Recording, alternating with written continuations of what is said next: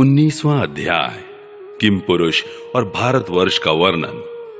श्री सुखदेव जी कहते हैं, राजन, किम पुरुष वर्ष में श्री लक्ष्मण जी के बड़े भाई आदि पुरुष सीता हृदयाभिराम भगवान श्री राम के चरणों की सन्निधि के रसिक परम भागवत श्री हनुमान जी अन्य किन्नरों के सहित अविचल भक्ति भाव से उनकी उपासना करते हैं। वहां अन्य गंधर्वों के सहित आरष्टिशेण उनके स्वामी भगवान राम की परम कल्याणमयी गुणगाथा गाते रहते हैं। श्री हनुमान जी उसे सुनते हैं और स्वयं भी इस मंत्र का जप करते हुए इस प्रकार उनकी स्तुति करते हैं। हम ओंकार स्वरूप पवित्र कीर्ति भगवान श्री राम को नमस्कार करते हैं। आप में सत्पुरुषों के लक्षण, शील और आचरण विद्यमान हैं।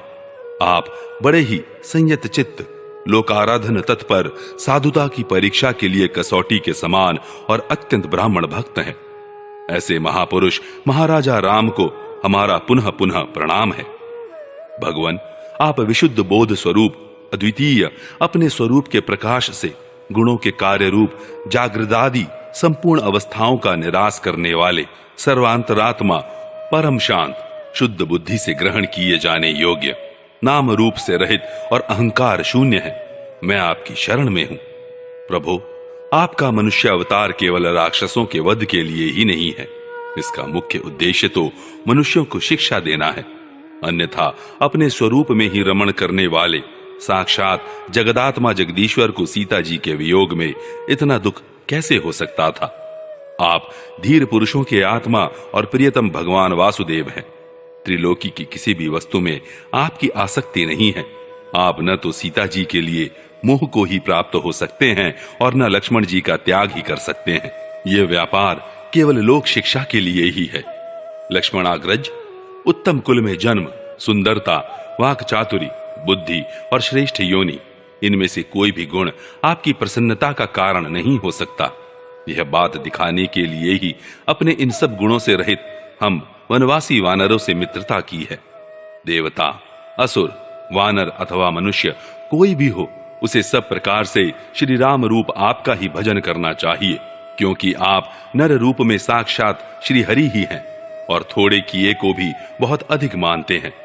आप ऐसे आश्रित वत्सल हैं कि जब स्वयं दिव्य धाम को सिधारे थे, तब समस्त उत्तर कोसल वासियों को भी अपने साथ ही ले गए थे। भारतवर्ष में भी भगवान दयावश नर नारायण रूप धारण करके संयमशील पुरुषों पर अनुग्रह करने के लिए अव्यक्त रूप से कल्प के अंत तक तप करते रहते हैं। उनकी यह तपस्या ऐसी है कि जिससे धर्म, ज्ञान, वैराग्य, ऐश्वर्य, शांति और उपरति की उत्तरोत्तर वृद्धि होकर अंत में आत्म स्वरूप की उपलब्धि हो सकती है। वहां भगवान नारद जी स्वयं श्री भगवान के ही कहे हुए सांख्य और योग शास्त्र के सहित भगवान महिमा को प्रकट करने वाले 5 रात्र दर्शन का सावर्णी मुनि को उपदेश करने के लिए भारतवर्ष की वर्णाश्रम धर्मावलंबिनी प्रजा के सहित अत्यंत भक्ति भाव से भगवान श्री नर नारायण की उपासना करते और इस मंत्र का जप तथा स्तोत्र को गाकर उनकी स्तुति करते हैं।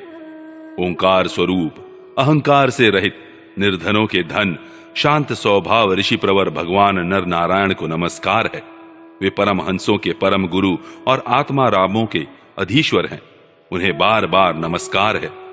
यह गाते हैं, जो विश्व की उत्पत्ति आदि में उनके कर्ता होकर भी कर्तृत्व के अभिमान से नहीं बंधते, शरीर में रहते हुए भी उसके धर्म, भूख प्यास आदि के वशीभूत नहीं होते, तथा दृष्टा होने पर भी जिनकी दृष्टि दृश्य के गुण दोषों से दूषित नहीं होती, उन असंग एवं विशुद्ध साक्षी स्वरूप भगवान नर नारायण को नमस्कार है। योगेश्वर हिरण्यगर्भ भगवान ब्रह्मा जी ने योग साधन की सबसे बड़ी कुशलता यही बतलाई है कि मनुष्य अंत काल में देहाभिमान को छोड़कर भक्ति पूर्वक आपके प्राकृत गुण रहित स्वरूप में अपना मन लगाए।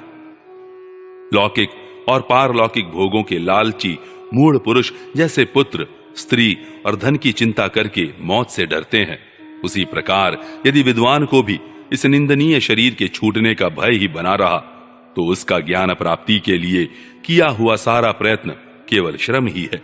अतः अधोक्षज, आप हमें अपना स्वाभाविक प्रेम रूप भक्ति योग प्रदान कीजिए, जिससे कि प्रभु इस निंदनीय शरीर में आपकी माया के कारण बद्धमूल हुई दुर्भेद्य अहंता ममता को हम तुरंत काट डालें।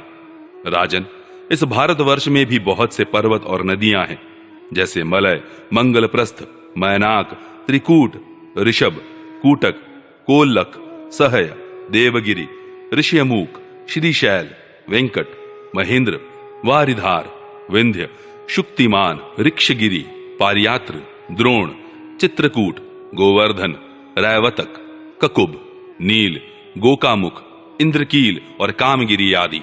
इसी प्रकार और भी सैकड़ों हजारों पर्वत हैं। उनके तट प्रांतों से निकलने वाले नद और नदियां भी अगणित हैं।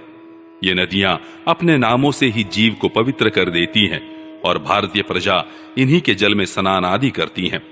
उनमें से मुख्य मुख्य नदियां ये हैं: चंद्रवसा, ताम्रपर्णी, अवटोदा, कृतमाला, वैहायसी, कावेरी, वेणी, पैस्वनी, शर्करावर्ता, तुंगभद्रा, कृष्णा, वेण्या, भीमरथी, गोदावरी, निर्विंध्या, प्योषणी, तापी, रेवा, सुरसा, नर्मदा, चरमर्णवती, सिंधु, अंध और शोण नाम के नद, महानदी, वेद स्मृति, ऋषिकुल्या, त्रिसामा, कौशिकी, मंदाकिनी, यमुना, सरस्वती, दृष्द्वती, गोमती, सरयू, रोधस्वती, सप्तवती, सुषोमा, शतद्रु, चंद्रभागा, मरुद्वृधा, वितस्ता, असिक्नी और विश्वा। इस वर्ष में जन्म लेने वाले पुरुषों को ही अपने किए हुए सात्विक, राजस और तामस कर्मों के अनुसार क्रमशः नाना प्रकार की दिव्य, मानुष और नार की योनियां प्राप्त होती हैं, क्योंकि कर्मानुसार सब जीवों को सभी योनियां प्राप्त हो सकती हैं। इसी वर्ष में अपने अपने वर्ण के लिए नियत किए हुए धर्मों का विधिवत अनुष्ठान करने से मोक्ष तक की प्राप्ति हो सकती है। परीक्षित, संपूर्ण भूतों के आत्मा, रागादि दोषों से रहित, अनिर्वचनीय, निराधार परमात्मा भगवान वासुदेव में अनन्य एवं अहैतुक भक्ति भाव ही यह मोक्ष पद है।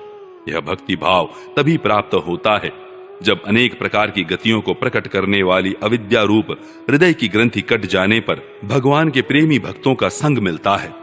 देवता भी भारतवर्ष में उत्पन्न हुए मनुष्यों की इस प्रकार महिमा गाते हैं। आहा, जिन जीवों ने भारतवर्ष में भगवान की सेवा के योग्य मनुष्य जन्म प्राप्त किया है, उन्होंने ऐसा क्या पुण्य किया है, अथवा इन पर स्वयं श्री हरि ही प्रसन्न हो गए हैं। इस परम सौभाग्य के लिए तो निरंतर हम भी तरसते रहते हैं। हमें बड़े कठोर यज्ञ, तप, व्रत और दान आदि करके जो यह तुच्छ स्वर्ग का अधिकार प्राप्त हुआ है, इससे क्या लाभ है। यहाँ तो इंद्रियों के भोगों की अधिकता के कारण स्मृति शक्ति छिन्न जाती है, अतः कभी श्री नारायण के चरण कमलों की स्मृति होती ही नहीं। यह स्वर्ग तो क्या, जहाँ के निवासियों की एक एक कल्प की आयु होती है, किंतु जहाँ से फिर संसार चक्र में लौटना पड़ता है, उन ब्रह्मलोक आदि की अपेक्षा भी भारत भूमि में थोड़ी आयु वाले होकर जन्म लेना अच्छा है, क्योंकि यहाँ धीर पुरुष एक क्षण में ही अपने इस मृत्य शरीर से किए हुए संपूर्ण कर्म श्री भगवान को अर्पण करके उनका अभय पद प्राप्त कर सकता है। जहाँ भगवत कथा की अमृतमयी सरिता नहीं बहती, जहाँ उसके उद्गम स्थान भगवत भक्त साधु जन निवास नहीं करते, और जहाँ नृत्य गीत आदि के साथ बड़े समारोह से भगवान यज्ञ पुरुष की पूजा अर्चा नहीं की जाती, वह चाहे ब्रह्मलोक ही क्यों ना हो, उसका सेवन नहीं करना चाहिए। जिन जीवों ने इस भारतवर्ष में ज्ञान, तदनुकूल कर्म तथा उस कर्म के उपयोगी द्रव्यादि सामग्री से संपन्न मनुष्य जन्म पाया है, वे यदि आवागमन के चक्र से निकलने का प्रयत्न नहीं करते, तो व्याध की फांसी से छूटकर भी फलादि के लोभ से उसी वृक्ष पर विहार करने वाले वनवासी पक्षियों के समान फिर बंधन में पड़ जाते हैं।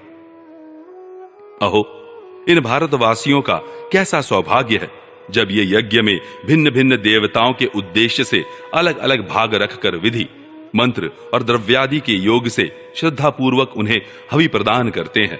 तब इस प्रकार इंद्रादि भिन्न भिन्न नामों से पुकारे जाने पर संपूर्ण कामनाओं के पूर्ण करने वाले स्वयं पूर्ण काम श्री हरि ही प्रसन्न होकर उस हवि को ग्रहण करते हैं। यह ठीक है कि भगवान सकाम पुरुषों के मांगने पर उन्हें अभीष्ट पदार्थ देते हैं, किंतु यह भगवान का वास्तविक दान नहीं है, क्योंकि उन वस्तुओं को पा लेने पर भी मनुष्य के मन में पुनः कामनाएं होती ही रहती हैं। इसके विपरीत जो उनका निष्काम भाव से भजन करते हैं, उन्हें तो वे साक्षात अपने चरण कमल ही दे देते हैं। जो अन्य समस्त इच्छाओं को समाप्त कर देने वाले हैं, अतः अब तक स्वर्ग सुख भोग लेने के बाद हमारे पूर्वकृत यज्ञ, प्रवचन और शुभ कर्मों से यदि कुछ भी पुण्य बचा हो तो उसके प्रभाव से हमें इस भारतवर्ष में भगवान की स्मृति से युक्त मनुष्य जन्म मिले, क्योंकि श्री हरि अपना भजन करने वाले का सब प्रकार से कल्याण करते हैं। श्री सुखदेव जी कहते हैं, राजन, राजा सगर के पुत्रों ने अपने यज्ञ के घोड़ों को ढूंढते हुए इस पृथ्वी को चारों ओर से खोदा था। उससे जाम्बू द्वीप के अंतर्गत ही 8 उपद्वीप और बन गए, ऐसा कुछ लोगों का कथन है। वे स्वर्णप्रस्थ, चंद्र शुक्ल, आवर्तन, रमणक, मंदर हरिण, पंचजन्य, सिंहल और लंका है। भरत श्रेष्ठ, इस प्रकार जैसा मैंने गुरुमुख से सुना था, ठीक वैसा ही तुम्हें यह जम्बू द्वीप के वर्षों का विभाग सुना दिया।